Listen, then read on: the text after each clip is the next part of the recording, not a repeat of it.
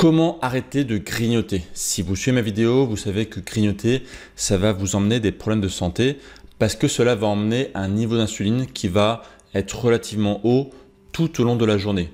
Or, vous savez, si vous suivez mes vidéos là aussi, que ce que je vous enseigne, un des principes fondamentaux, ça va être de conserver un niveau d'insuline qui va être relativement bas tout au long de la journée. C'est l'opposé de ce qu'emmène le grignotage. Parce que si vous avez un niveau d'insuline qui reste relativement haut tout au long de la journée, et bien cela va vous emmener de nombreux problèmes de santé, comme je l'ai récemment évoqué sur le syndrome des ovaires polykystiques par exemple.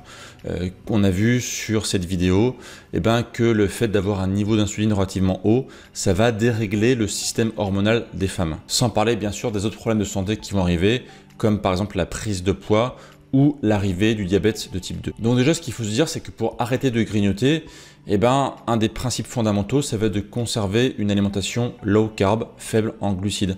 Parce que si vous avez une alimentation qui va être plutôt haute en glucides, vous allez inversement provoquer régulièrement ce qu'on appelle des hypoglycémies réactionnelles, autrement dit des chutes de glycémie qui vont vous emmener une envie de manger. Inversement, avoir une alimentation qui va plutôt être riche en bonnes protéines et en bons lipides va plutôt calmer votre envie de manger et vous apporter une bonne satiété. Vous savez, il y a un adage qui dit que le sucre appelle le sucre et c'est complètement vrai en fait. Plus vous allez consommer de sucre, plus vous allez avoir envie d'en consommer. C'est un véritable cercle vicieux.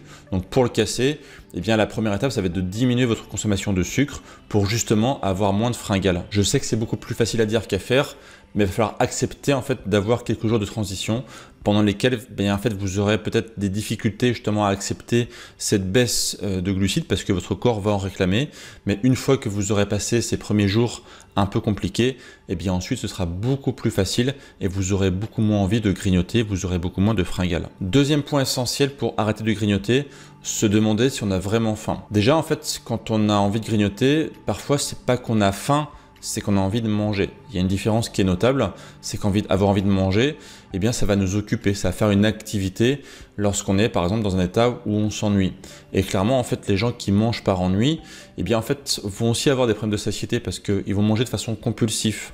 Donc c'est clairement pas une bonne chose pour votre satiété. Et clairement, lorsqu'on a envie de manger, pas parce qu'on a faim, mais parce que par exemple on s'ennuie, c'est clairement vers des aliments glucidiques qu'on va vouloir aller, vers des aliments un peu réconfortants, qui sont souvent riches en sucre et en lipides, voire la combinaison des deux, qui fait des aliments hautement palatables, autrement dit, qui donnent vraiment envie d'en manger plus. Donc si vous avez faim, dites-vous vraiment, posez-vous cette question, pourquoi j'ai envie de manger ?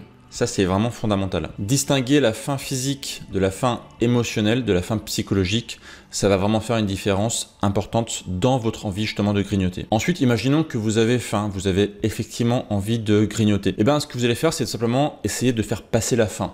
Parce que le truc, c'est que votre corps, parfois, il va vous envoyer un signal de faim, mais c'est pas forcément un signal pertinent. C'est un signal qui vous dit juste « tu as faim », mais parce que en fait, votre corps a envie de manger, mais est-ce qu'il en a vraiment besoin?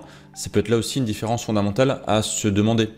Donc si jamais vous avez l'habitude de manger, je sais pas moi, à 20 h et qu'il est 19 h, faites l'effort d'attendre 1 heure.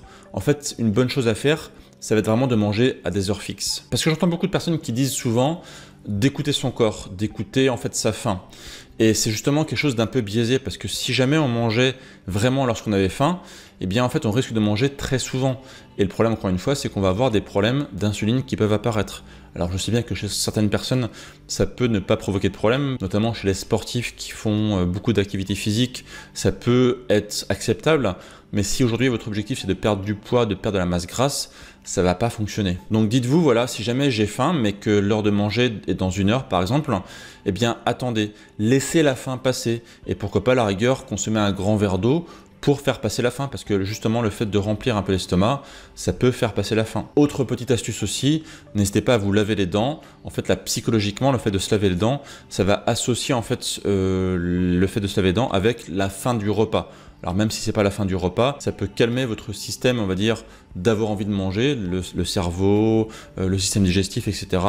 Brossez-vous les dents et vous allez voir que la faim peut partir assez rapidement. Je me répète, mais un point essentiel à retenir, c'est que le grignotage emmène le grignotage. Si vous souhaitez arrêter de grignoter, la meilleure chose à faire, ça va être de commencer par faire des petites actions qui vont casser le cercle vicieux du grignotage. Si justement aujourd'hui votre objectif c'est d'arrêter de grignoter parce que vous souhaitez perdre du poids, vous avez trop de masse grasse, n'hésitez pas à aller voir cette vidéo qui va vous en apprendre plus sur le sujet, justement comment perdre de la masse grasse rapidement. Et moi, je vous dis à très bientôt pour de prochaines vidéos. Et d'ici là, bien sûr, prenez soin de vous. Ciao, ciao, ciao!